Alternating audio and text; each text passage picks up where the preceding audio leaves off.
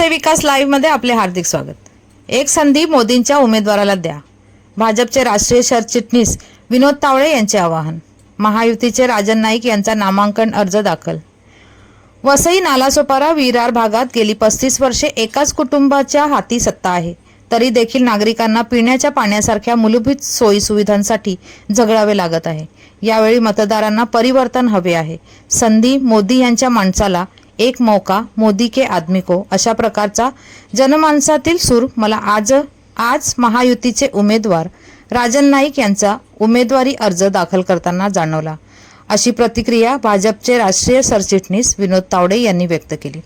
त्यांच्या प्रमुख उपस्थितीत नालासोपारा 132 मतदारसंघातून महायुतीचे अधिकृत उमेदवार राजन नाईक यांनी आज 25 ऑक्टोबर सकाळी आपला नामांकन अर्ज सादर केला. या प्रसंगी पालघरचे विद्यमान खासदार डॉक्टर हेमंत सावरा, भाजप प्रदेश सचिव व पालघर लोकसभा प्रभारी राणी द्विवेदी आणि महायुतीच्या असंख्य पदाधिकारी आणि कार्यकर्ते मोठ्या संख्येने उपस्थित होते.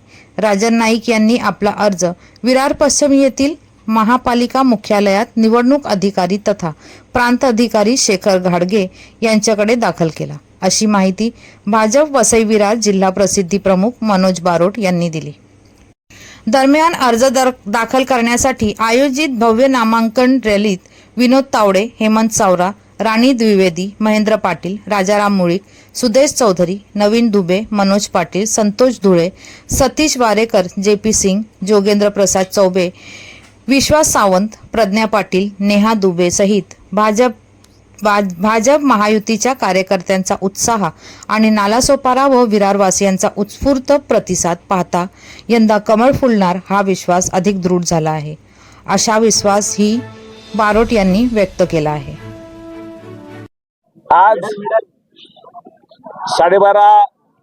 12:20 नंतरचा मुहूर्त होता. त्या मुहूर्तावरती आमचे राष्ट्रीय नेते आदरणीय विनोदजी तावडे साहेब, त्याचप्रमाणे या भागाचे खासदार आदरणीय डॉक्टर हेमंतजी सावरा साहेब, महायुतीचे सर्व पदाधिकारी, कार्यकर्ते, सर्व महायुतीचे कार्यकर्ते आणि सामान्य नागरिक मोठ्या संख्येने आज उपस्थित होते. अतिशय मनाला आनंद झाला की एवढा उत्स्फूर्त प्रतिसाद आज लोकांचा या अर्ज भरण्यासाठी लाभला. मी सर्वांचे आपल्या माध्यमातून मनापासून आभार व्यक्त करतो की या कडक उन्हात 35-40 डिग्री टेम्परेचर मध्ये लोक स्वतःहून आले इथे. मनाला अतिशय आनंद झाला. आणि आजची ही फॉर्म भरण्याची रॅली होती, ही विजयाची नांदीच आहे.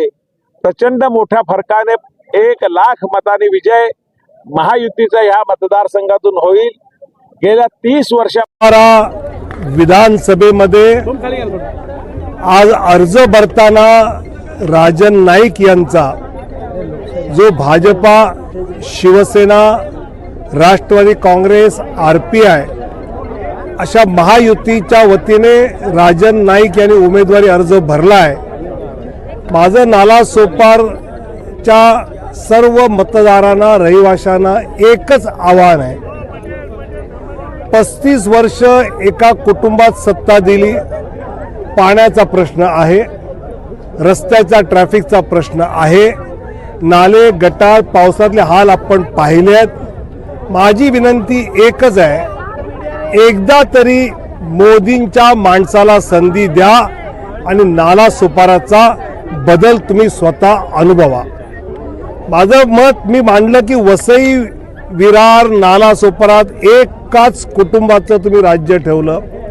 एकदा तुम्ही मोदींच्या माणसाला संधी द्या आणि बदल बघा काय दिसतंय. राज्यात सुद्धा अनेक ठिकाणी भाजपाने त्यांच्या वारसांना तिकीट दिलेलं आहे, काय सांगा? घराणेशाहीचा अर्थ असा आहे की जो पक्ष एका घराण्यावर चालतो, भाजप हा एका घराण्यावर चालत नाही. तो मोदीजी, नड्डाजी, अमितभाई, राजनाथजी हे दिल्लीत चालवतात. राज्यामध्ये देवेंद्रजी, बावनकुळे साहेब, आशिष शेलार ही मंडळी चालवतात. त्यामुळे घराणेशाही म्हणजे पक्ष ज्या घराच्या आदेशावर चालतो ती घराणेशाही, ती भाजपमध्ये अजिबात नाही. राजन नाईक को टिकट मिला, कुछ तो भारतीय जनता पार्टी सोची होगी नालासोपारा के बारे में, तो क्या कहना चाहेंगे?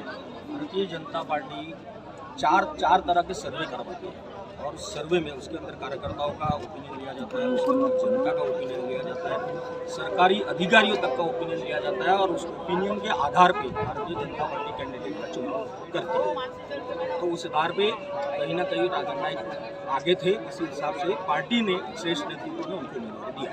कहीं ना कहीं जनता का बदलाव का कुछ ऐसा भी सुना गया है कि सबसे संख्या जो है राजन नाईक का ही टिकट के लिए गया था वहाँ पे, उसके बारे में क्या कहें? देखिए, किसी के जाने से, हमारी पार्टी में किसी के जाने से, किसी के समर्थन से टिकट नहीं मिलता है।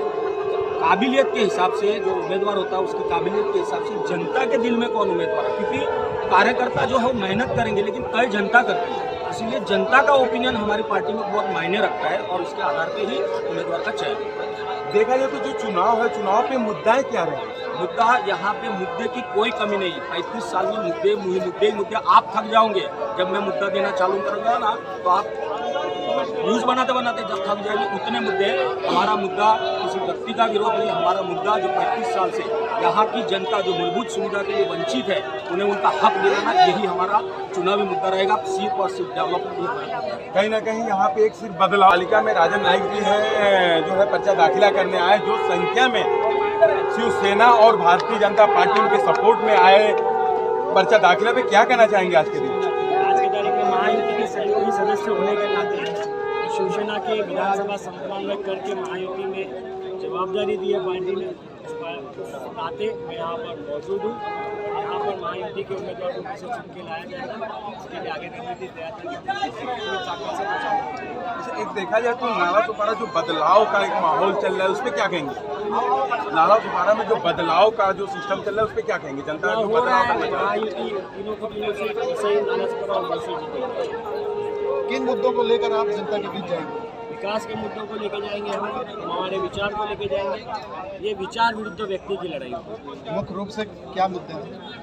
चुनाव प्रचार में आपको दिखेंगे वैसे मुद्दे, तो आप सब पत्रकार हैं, आप सब जानते हैं बारिश के अंदर घरों की परिस्थिति क्या होती है, रस्तों का हाल क्या है, ट्रैफिक का हाल क्या है, अस्पताल का हाल क्या है, स्कूलों का हाल क्या है।